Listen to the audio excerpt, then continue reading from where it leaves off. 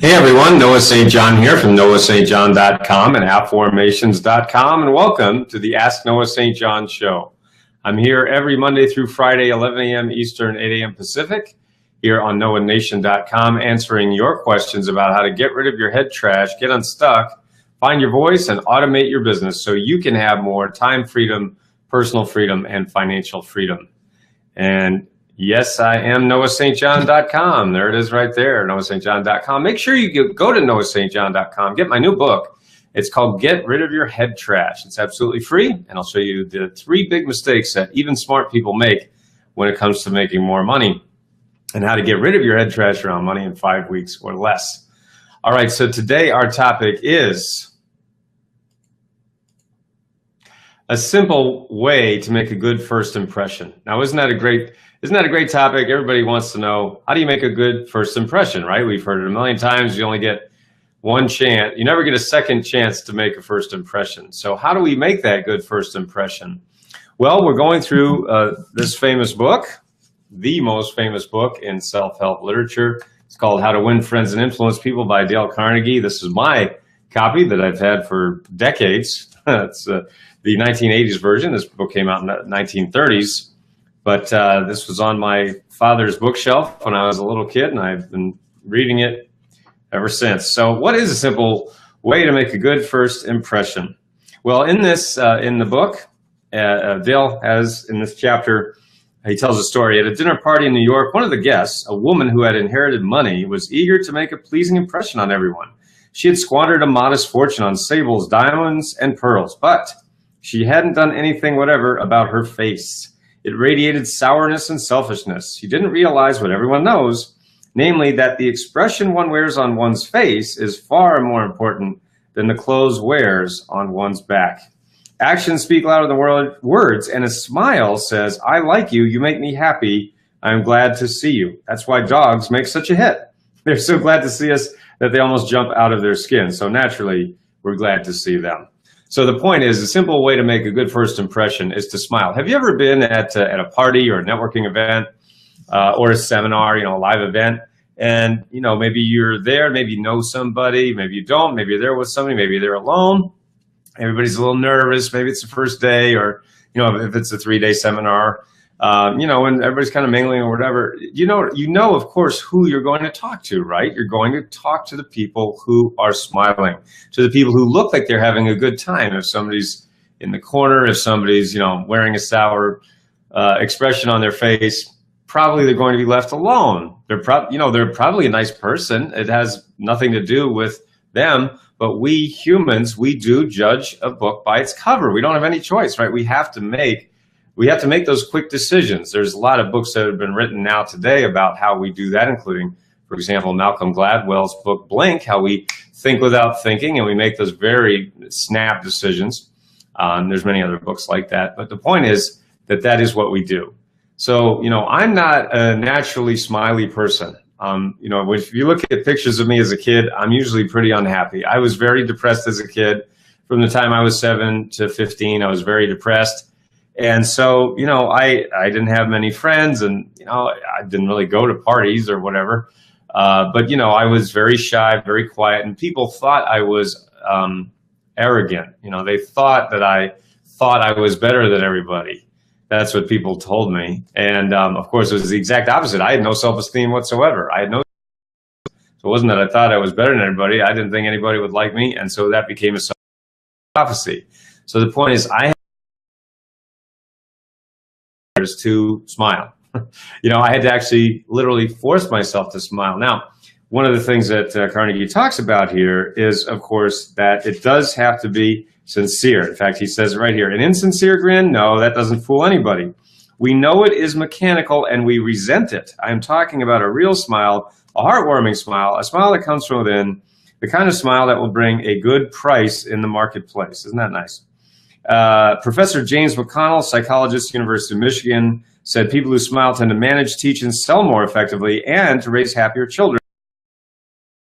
A smile than a frown. That's why encouragement is a much more effective teaching device than punishment.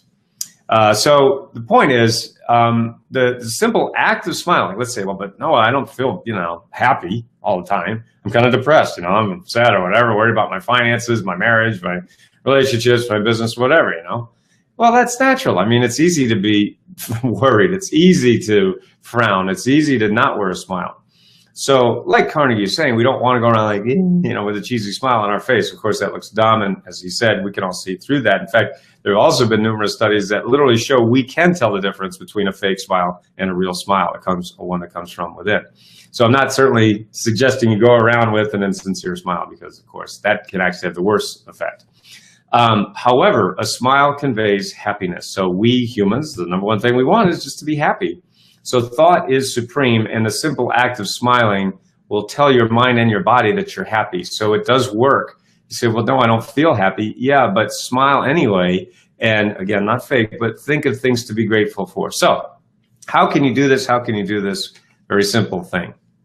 Even though it may be hard sometimes, right? Maybe hard sometimes to just do that and force yourself. But here's what I'm suggesting. First, set an intention to smile more. Just set an intention to smile more throughout the day. It's funny. I used to do a lot of these interviews, and I still do them. But, in the beginning, when I would do interviews with thought leaders, I call them my thought leader interview series, I would be listening to the person. I'd be going like this. Now, that's my concentrated face, right? I'm just concentrating, listening to what they're saying. I'm not frowning, but doesn't it look like I'm frowning? It looks like I'm upset. I'm not upset. I'm listening. The person's talking.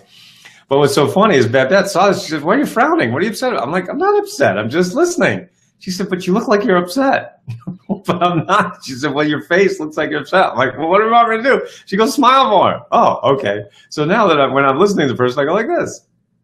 And I'm listening. It's the same listening. And I'm like, I literally just forced the corners of my mouth up, and I'm smiling, and then, nodding too. And that makes the person, of course, feel better than this, even though I'm like, it's the same thing, but it isn't the same. See the diff? Anyway, it's very interesting. So I set an intention to smile more. And then, of course, the second thing you can do is find something to smile about, right? Start a gratitude list. I've talked about that many times on this show, is you find things to be grateful for and list them, write your gratitude list. And then, remember all the things that you have that millions don't have. Millions of people don't have. When I was $40,000 in debt working out of my parents' basement, it sucked. I was very unhappy, very miserable, very angry, very upset, very frustrated. And I forced myself to think about things that I had. What do I have that I'm grateful for? And I realized, well, I've got fingers and toes and eyes and ears and a brain, and a phone and an internet and a computer. I've got a lot, and I've got ideas and thoughts. And then I said, well, maybe I need a mentor to help me package up all the stuff that's in my head so I can package it up, help people make a difference, and also make money at the same time. So that's what I did. And then I was able to get out of that awful situation and, in less than 2 years, build a 7-figure business. And now I'm the only author that has published works by Hay House, HarperCollins, Mindvalley, Nightingale-Conant, and the Chicken Soup for the Soul publisher. So the point is, I began to just focus on what I have. And even when I didn't have anything, so I thought, but I really did. I love this story. And of course, one other thing you can do is use affirmations, right? Go to affirmations.com. I'll just type that in here.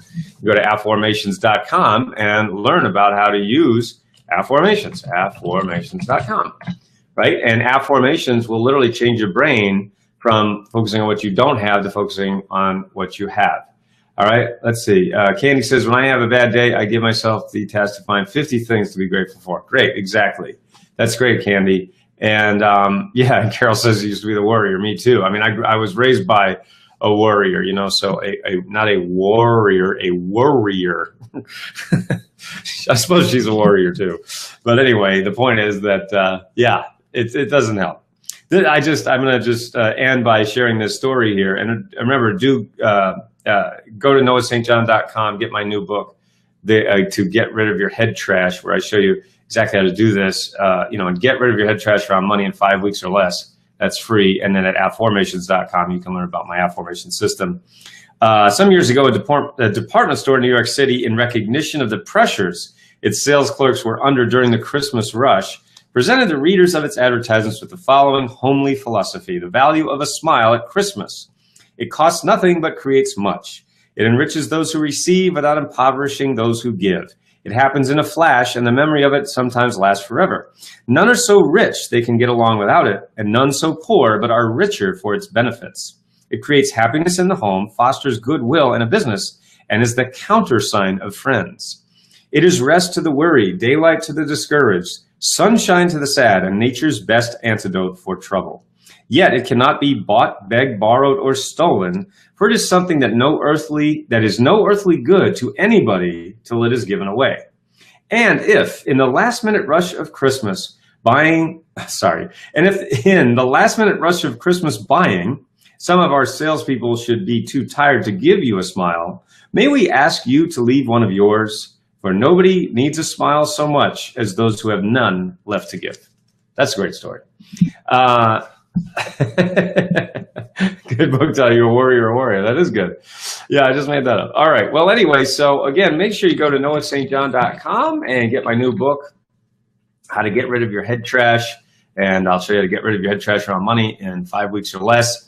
And, again, be sure to pick up my books on app formation, Secret Code of Success, where I walk you through the power habit system to do all of these things and really take these lessons, take them to heart. I hope you enjoy them. And for everyone here at successclinic.com, I'm Noah St. John. We'll see you every day, Monday through Friday here on noahnation.com, 11 a.m. Eastern, 8 a.m. Pacific, where I ask your questions about how to get rid of your head trash, get unstuck, find your voice, and automate your business so you can have more time freedom, personal freedom, and financial freedom. So for everyone here at successclinic.com, I'm Noah St. John, and I look forward to being a part of your success story. See you next time, everyone. Bye-bye for now.